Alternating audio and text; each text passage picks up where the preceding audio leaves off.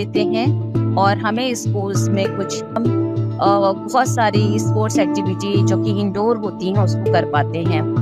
हमारे यहाँ सेलेक्टिव बच्चों को ही एक्टिविटीज में पार्टिसिपेट कराया जाता है, जो कि हमारे टीचर्स को ओवरऑल रिकॉर्ड देना होता है। हम पूरे ईयर की मैक्सिमम 500 रुपीज फी पे करते हैं और इस फी में हमें गुड इंफ्रास्ट्रक्चर, बड़े क्लासरूम्स, बड़ा सा प्लेग्राउंड, स्पोर्ट्स मटेरियल और एक्स्ट्रा करिकुलर एक्टिविटीज में हम सभी बच्चे पार्टिसिपेट करते हैं।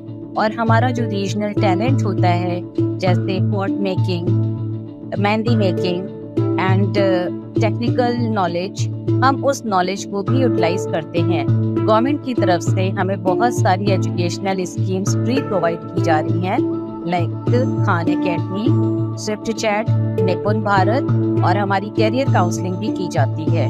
हमारी टीचर्स हमें नए अपडेट्स बताते हैं। राइट टू एजुकेशन के अंडर में हम बहुत सारे साइंस प्रोजेक्ट्स भी बनाते हैं, मैथ्स ओलंपियाड में भी पार्टिसिपेट करते हैं। हमारे गवर्नमेंट स्कूल का इंफ्रास्ट्रक्चर और एक्टिविटीज पहले के कंपैरिजन में बहुत अच्छी हो चुकी हैं। हमारे टीचर्स बहुत ही हम्बल और फ्रेंडली होते हैं। वे हमसे बहुत अच्छे से बात करते हैं और हमारी भी हर बात मानते हैं। हमें अपने टीचर्स के साथ में बात करना अच्छा लगता है। हमारे टीचर्स हाईली क्वालिफाइड होते हैं और वो proper exams and interview clear करके हमें पढ़ाने आते हैं। ये बहुत दूर के एरिया से आते हैं और हमारे लिए विलेज एरिया हो या सेमी अर्बन एरिया हो या अर्बन एरिया हो, हमारे लिए बहुत एफर्ट करते हैं कि हम अच्छे से पढ़ सकें और हमें सभी टॉपिक क्लियर हो सकें। माय नेम इज शिवानी और मैं हूँ एक टीचर। तो आपको मिली और अंजलि की बातों को सुनकर क्या लगा? क्या हमें अपने बच्चों को एक गवर्नमेंट स्कूल में पढ़ाना चाहिए, जैसे कि अंजलि पढ़ती है, जहाँ पर बेसिक फैसिलिटीज के साथ में एक एडवांस क्वालिटी एजुकेशन कम फीस में बच्चों को दी जा सकती है, या हमें अपने बच्चों को एक प्राइवेट स्कूल में पढ़ाना चाहिए, जैसे कि मिली पढ़ती है, जहाँ पर बच्चों को हाई फी पे करके एक एडवांस एजुकेशन के साथ में बहुत ही एडवांस फैसिलिटीज के साथ में रखा जाता है। बहुत सारे गवर्नमेंट स्कूल्स जैसे कि KV, Navodaya, state government schools, NIOS, IGNOU, ऐसे बहुत सारे स्कूल्स हैं जहां बच्चे एडवांस एजुकेशन गेन कर सकते हैं कम से कम फीस दे करके। आपका डिसीजन आपके बच्चों के फ्यूचर को डिसाइड करता है।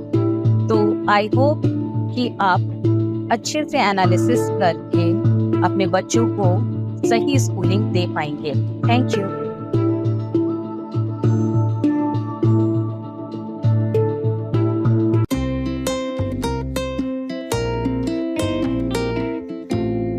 पिज़्ज़ा तो सभी ने खाया है, आई होप। और जब पिज़्ज़ा आता है घर में तो एक डिलीवरी मैन लेकर के आता है एक बॉक्स के अंदर।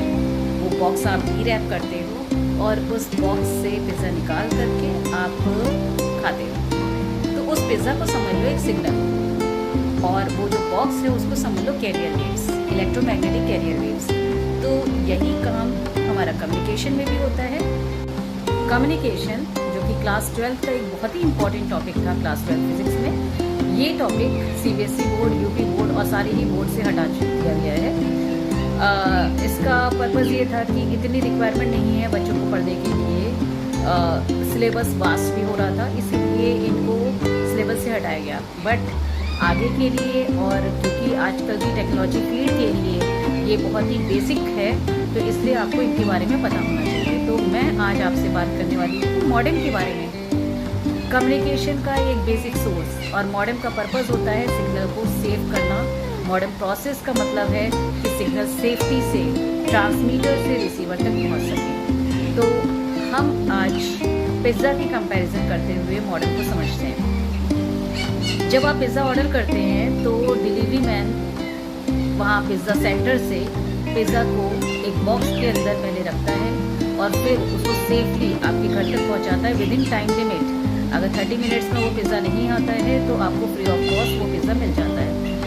सेम इसी फास्ट डिलीवरी को हम कैरियर वेव्स में अगर समझना चाहें, मॉड्यूलेशन डीमॉड्यूलेशन प्रोसेस में समझना चाहें, तो आप इसको इस तरीके से समझिए कि जब ट्रांसमीटर या कोई भी पर्सन किसी दूसरे पर्सन से via any electronic source, via any communication channel बात करता है, जैसे आप आपके फ्रेंड से एक मोबाइल से बात कर रहे हो, तो अगर आपने एक वर्ड बोला हेलो, तो वो जो हेलो है वो एक सिग्नल है, साउंड सिग्नल है।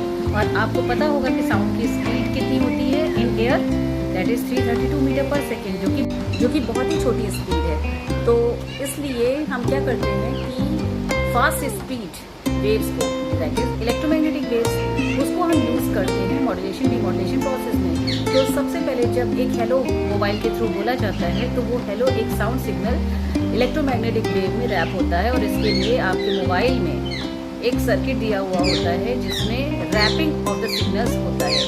इस सर्किट के थ्रू वो सिग्नल उस इलेक्ट्रोमैग्नेटिक वेव में रैप हो जाता है। उसके बाद जब मोबाइल से वो सिग्नल विद इलेक्ट्रोमैग्नेटिक वेव निकलता है, तो इस प्रोसेस को पहले तो आप ये समझ लीजिए कि इस टोटल प्रोसेस को कहते हैं मॉड्यूलेशन, यानी सिग्नल्स का इलेक्ट्रोमैग्नेटिक वेव के अंदर रैप होना ताकि वो सेफ रहे। इस प्रोसेस को हम कहेंगे मॉड्यूलेशन।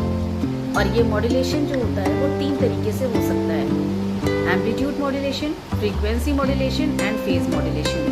तो ये तीनों प्रोसेस मॉड्यूलेशन के ही हैं। इसी तरीके से डीमॉड्यूलेशन में भी यही तीनों प्रोसेस अडॉप्ट किए जाते हैं। तो जब आपके मोबाइल से वो सिग्नल जाता है तो वो पहुंचता है ट्रांसमिटिंग एंटीना पे, जैसे जहाँ जियो की सर्विस या एयरटेल की सर्विस या वोडाफोन की सर्विस, किसी भी कंपनी की सर्विस, कम्युनिकेशन टेलीकॉम कंपनी की सर्विस प्रोवाइडेड है, वहाँ पर वो सिग्नल इलेक्ट्रोमैग्नेटिक वेव के अंदर रैप्ड होकर के ट्रांसमिटिंग एंटीना तक पहुँचता है, और उस ट्रांसमिटिंग एंटीना से वो signal with electromagnetic wave receiving antenna तक पहुँचता है जहाँ पर आप बात करने वाले हो।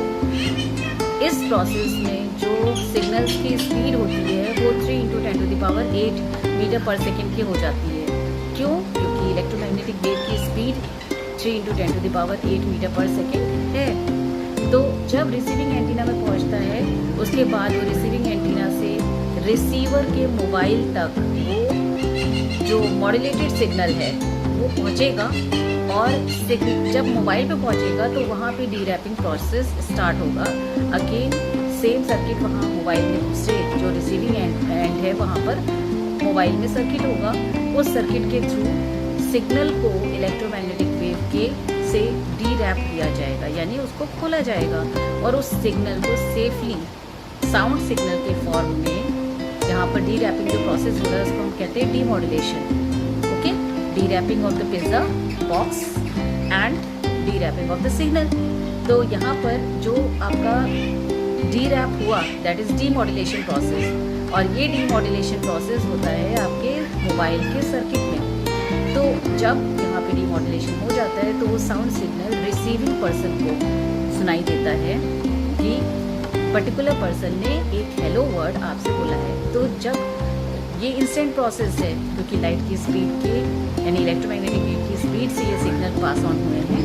तो ये फाइबर कम्युनिकेशन है। फाइबर कम्युनिकेशन कई तरीके से हो सकता है, एयर गाइड कम्युनिकेशन के थ्रू हो सकता है, एयर गाइड वेव्स बनती हैं, फाइबर्स के थ्रू हो सकता है, जैसे पहले टेलीफोन्स होते थे।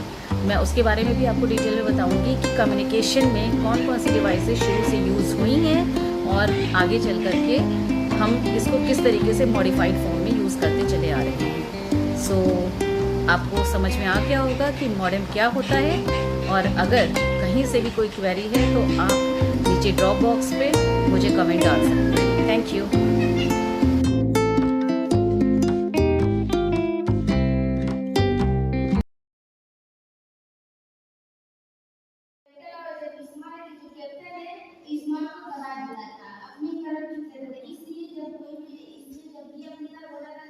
तो पौधा लंबा होता था, और जब ये दोनों हो जाते थे कैप्टन स्मार्ट होते थे तो पौधा छोटा पौधा होता था। फिर ये जब सब यूनियन किए तो दोनों स्मार्ट आते थे, जब सब यूनियन किए थे तो एक समान आए थे, तो कैप्टन क्या है उसमें पौधे लंबे होते थे। इसको उन्होंने प्रभावी और अप्रभावी का नाम दिया। प्रभावी में पौधा लंबा होता था और अप्रभावी पौधा छोटा होता था। तब उन्होंने जाना और इसको एक